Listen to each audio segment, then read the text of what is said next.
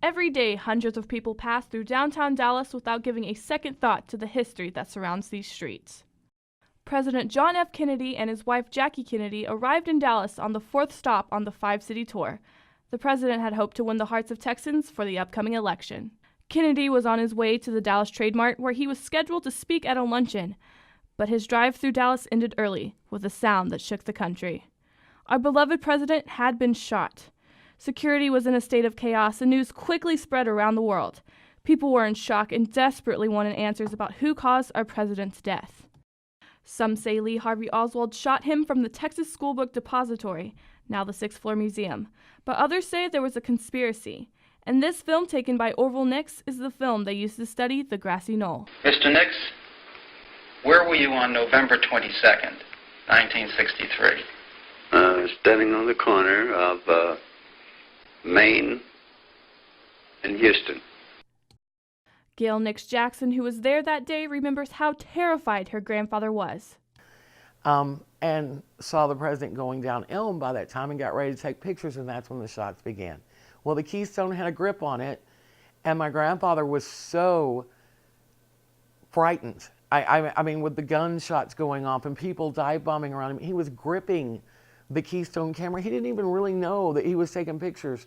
And when it was all over, he kind of panned back. When he realized that he had the camera in his hand, he panned back over the grassy knoll area. But his film is the only one that shows the grassy knoll, that shows the assassination sequence, and then shows the afterwards of the assassination sequence. It's a very important film. Using a Keystone K810 auto zoom 8mm camera, Orville Nix wasn't even sure he was filming that day. Afterwards, he and his son, Orville Nix Jr., watched the film dozens of times. Orville Jr. remembers his father believing something looked different after the film was developed and then confiscated by the FBI and returned 3 days later. He said to me, or Dad said, yes, we do have pictures of assassination. And he said, the man at Dynacolor, and I can't recall his name, said, we need to get these to the FBI. They're calling for all still film and moving film of this, and you need to get this. And Dad said, well, I work there. I'll make sure they get it Monday. So he did. After viewing all of that, Dad did what he said he was going to do. When we got the film back from them several days later, Dad called me and he said, son, I don't think this is what we showed. It looks like something may have been done. And I said, well, Dad, if you feel that way, you need to ask them what did they do to it. The FBI then took his camera and kept it for 5 months, returning it to him in pieces, where it could never recreate the scene again. The original film has not been seen since the House Select Committee on Assassinations convened in 1976. 53 years have passed since this awful incident, and yet many questions have never been answered. The biggest one being, where is the original film? However, the Nix Jackson family still fights for the truth and believes it will be discovered one day.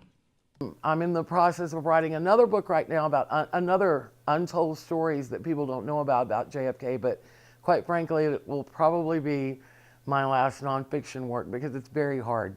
It's very hard to write nonfiction and make sure that you're checking the evidence, that everything is true, and that you're not putting out more lies, because we've had enough of those for 53 years.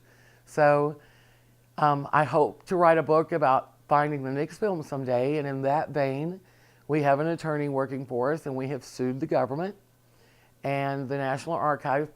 We just want them to tell us where the film is. And before I die, it would be nice to find the Nix film, the Texas Rangers win a World Series, and I have a bestseller book for my kids.